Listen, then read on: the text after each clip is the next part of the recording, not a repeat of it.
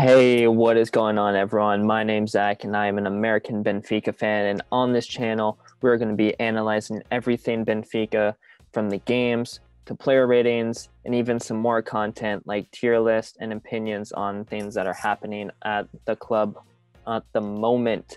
So, without further ado, let's get into this first video, which are going to be player ratings for last game at home, which was Benfica 0, Vitoria Guimaraes 0.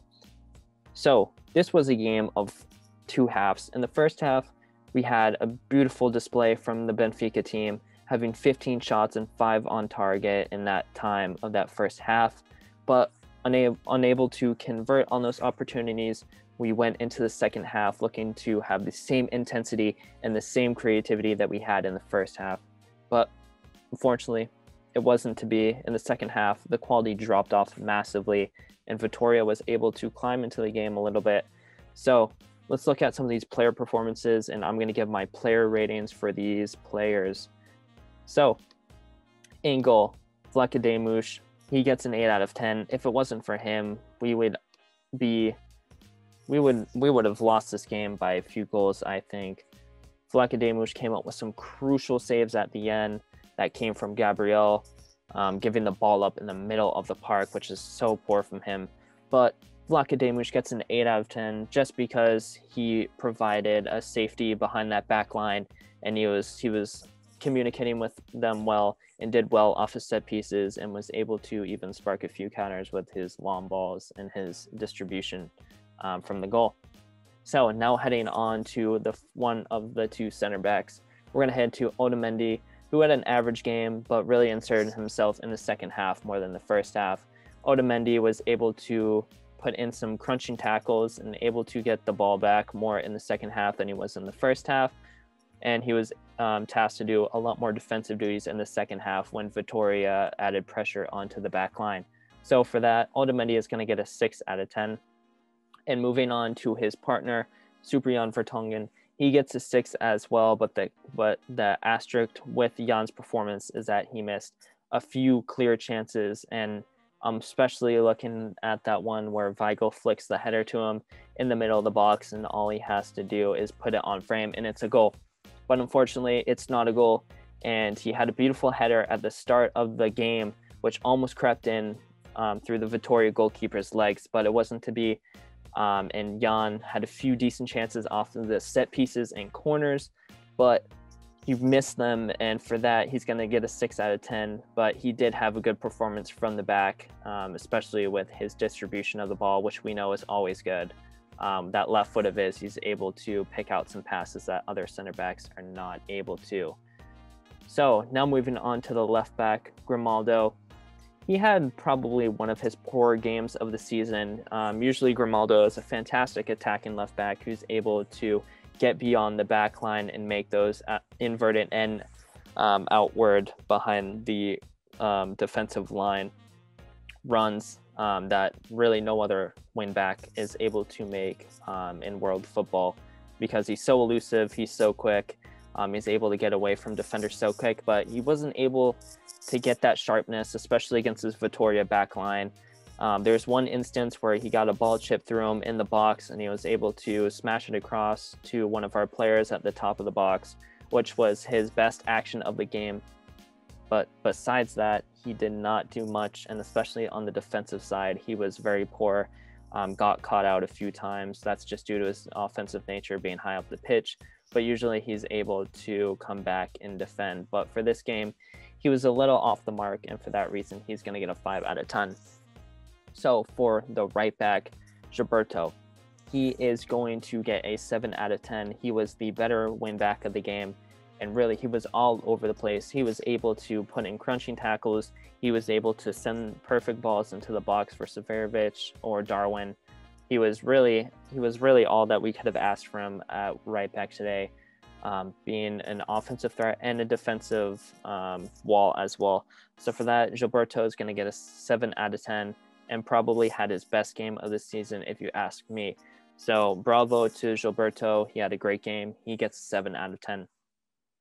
Now moving on to our first center midfielder that we had in the game, Julian Weigl, who is easily going to get man of the match with a 9 out of 10.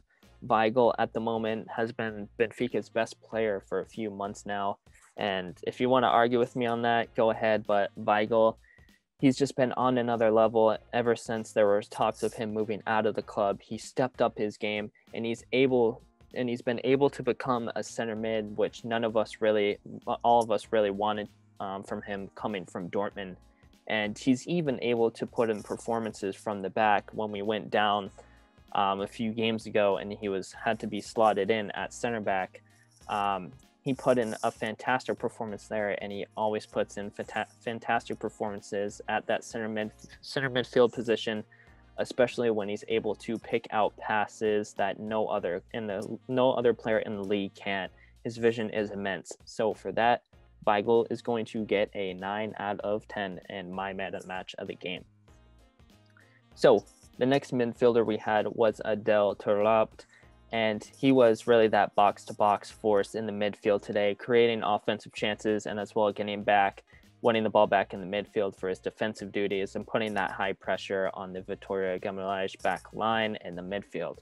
So he is going to get a 7 out of 10 as well.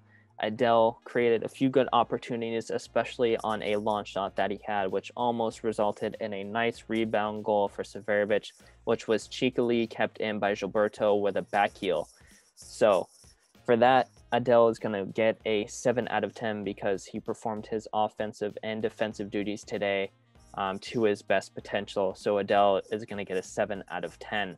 Now moving on to our wide mids, starting off with Everton, and Everton is going to get a 5 out of 10.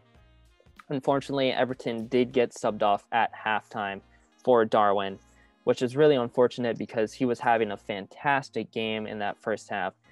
Great to see Everton back in the lineup coming back from COVID, but he was only able to see 45 minutes of action after being subbed out at halftime. So for that, I'm only going to give Everton a 5 out of 10. Now moving on to Franco Cervi, he is going to get a 6 out of 10. Cervi today was better defensively than he was offensively, was really lacking that offensive sharpness, which he usually has, and especially in that cup game where he finished off that beautiful chip. He usually has that offensive awareness, but versus Vitoria, he didn't have it. He was more defensive wall than he was offensively. So for that, he is going to get a 6 out of 10. Now moving on to our sort of two strikers, one center forward and one striker. The one center forward being Pizzi, who was more deployed as a center forward, as we saw in a sort of 4-4-1-1, as Severovic being the main man up top. Pizzi did play as the center forward in the game, and he's going to get a 6 out of 10. I thought Pizzi really did well, especially with his tracking back defensively and putting the high press on the Vitoria backline in the first half.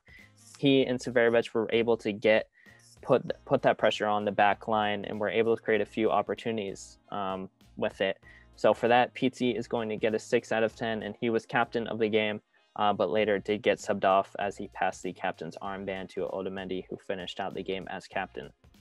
Now moving on to Severovic, who is going to get a 5 out of 10 for me. And Severovic created a few good opportunities, but once again, he lacks that finishing product that I want from him as a striker. He's just way too inconsistent. And with players like Darwin, Luka, and Ramos coming into the fold, I think Severovic is going to see himself out the club. And although he's had a great few years of service here at Benfica, I just feel like it's his time at the club, and especially when he's not making as big of an impact as he was in the past few years. I think other strikers are slowly going to be favored over him, and with these performances, he's especially not putting himself in high regard. So for that, he is going to get a 5 out of 10. And on the night, we did make 4 subs, and those subs were Pedrinho, Chiquinho, Gonzalo Ramos, Gabriel. So starting off with Pedrinho, he is going to get a 4 out of 10. Didn't insert himself in the game at all and really just ended up being there. So for that, he's going to get a 4 out of 10. Now moving on to Chiquinho, he had 5 out of 10 performance as well. He could have inserted himself a lot more, especially with his performances in the cup being so well. I thought he was going to find himself putting in good performances in the league, coming off the bench, but really didn't do much in this game. Won a foul and gave a foul away. So for that, he's going to get a 5 out of 10. Now moving on to Gonzalo Ramos, who's going to get a 5 out of 10. Well, another asterisk, he missed a golden opportunity. I'm not sure how his header, how he's not putting that on the frame, on the goal frame, and putting that in the back of the net. He got it all wrong. He tried to put some curve on it to make it go to the wide right post, but it just ended up going over that post and out of bounds, which was very disappointing because Gonzalo was getting himself in great positions, and that really was the moment right there where we wanted the youngster to put that goal away and really make a name for himself, which I think he is going to eventually, but he needs games like this where he needs to look back on the footage and grow from it and see where he needs to grow, what he needs to do better in those areas. So for that, Ramos is going to get a 5 out of 10. And for our last player, and unfortunately, the worst player of the game, it's going to be Gabriel with a 3 out of 10 performance. He came on in about the 80th minute or so. It was around the last 10 minutes of the game. And he didn't have it. And it's unfortunate because Gabriel has been one of the most consistent midfielders that we've had at the club for the past 2 seasons or so. And he came on in this game and had a disaster class, almost ruining the whole game and giving Vitoria a win by giving the ball so cheaply in the middle of the park. He knows not to do that, but he did it 3 or 4 times, which almost led to a Marcus Edwards goal in the end. Oh, poor from Gabriel coming off the bench, and that's going to give him a 3 out of 10 and the worst player. So, and then lastly, for the coach, obviously Jesus, who cannot be there. His assistant comes into the fold, and I think he did all right, especially with that how we set up that first half with the 4-4-1-1. With PC being deployed as a center forward. In my eyes, that's how it was. I think he deserves applaud for that, whether that was Jesus' tactics or his. We don't know, but I'm going to assume it's the assistant's tactics, and they worked in the first half, and then he switched to sort of Jesus's reliable 4-4-2, which didn't work as much as the 4-4-1-1 that we had really going in the first half. So for that, the coach is going to get a 5 out of 10. And yeah, that's going to do it for the player ratings. And an unfortunate 0-0 draw, which sort of encompasses all that is wrong with Benfica at the moment. There needs to be change, whether it's on the president level, the coaching level, the player level, the training level, literally any level that has to do with this club, any role. There needs to be change because right now the results are poor. They're not good enough for this fucking club. And I'm going to say it again. This team is a Champions League team that should be winning the league every single year and should be winning against the likes of Porto, Sporting, and Braga every single year.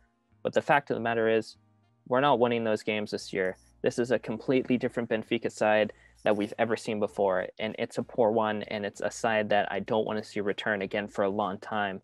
So hopefully the boys can get back on track and turn these losses into a winning form. But I don't see where it's going to come from at the moment. And there needs to be an assurance from either the president, the coach, or the players themselves to tell us, the fans, that they're going to get this back on track. But we haven't seen that so far. So for now, I can only hold out for optimism that we get this back on the right track. And we look forward to the next game, which is on Monday. So hopefully we can get a win, and that's going to do it for the player ratings. Hopefully you guys like this content and you can get subscribe to my channel in the bottom right corner by clicking the logo. I am going to be posting a lot more content, like more player ratings, match reactions, game day previews, and even more fun content like tier rankings of former players, transfer rumors that come up. So with that, thank you all for tuning into my channel, and I will catch y'all in the next video. Peace.